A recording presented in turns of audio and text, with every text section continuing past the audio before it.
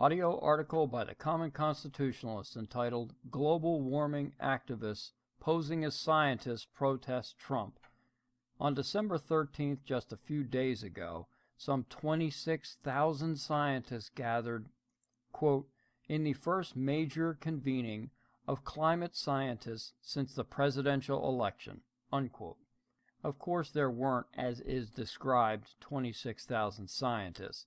The 26,000 actually consisted of some scientists along with a gaggle of left-wing environmentalist wackos who were not there for the fall meeting of the American Geophysical Union, but really just to protest the election of President Climate Denier. The anti-Trump rally called Stand Up for Science was organized by climatetruth.org and the Natural History Museum, a self-described mobile and pop-up museum that champions bold climate action. Neither of these organizations have anything to do with real science. They are there, as they all are, for one purpose, to push the man-made global warming agenda. They claim their greatest fear is that President Trump will begin to dismantle all they have worked for. They are worried that he will decimate, quote, laws and regulations that protect clean air and water, limit greenhouse gas emissions, and restrict drilling and mining offshore and on public land. Other concerns include Trump's pledge to withdraw from the Paris Climate Agreement. As one left-wing loony put it, quote, we're rapidly progressing into becoming the United States of oil, unquote.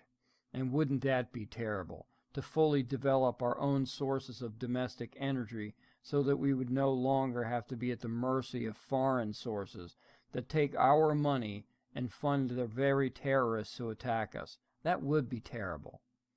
So why are university climate scientists from Harvard, Penn State, Georgia Tech, MIT, and many other schools really joining these left-wing radicals on the streets of San Francisco? Is it really that they are afraid Trump will ruin the oh-so-fragile environment, or could it be something else?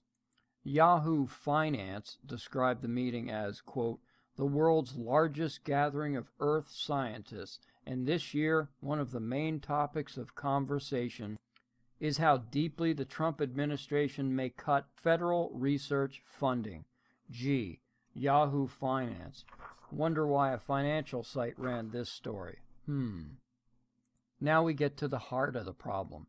Why they are so apoplectic over the election of Trump and his nomination of several climate deniers to cabinet positions. Oh sure, most if not all of these activists masquerading as scientists truly believe that humans actually have the power to destroy the earth, but more importantly they understand that if Trump is able to have his picks confirmed, these new agency directors may pump the brakes and the federal government gravy train may grind to a halt. The majority of funding for these universities' faux science projects is provided by the federal government, or us, that is, and they can literally see this coming to an end, or at least slow to a trickle. This, as it should, scares them to death, as many have not had to conduct any real scientific research for years, possibly their entire careers.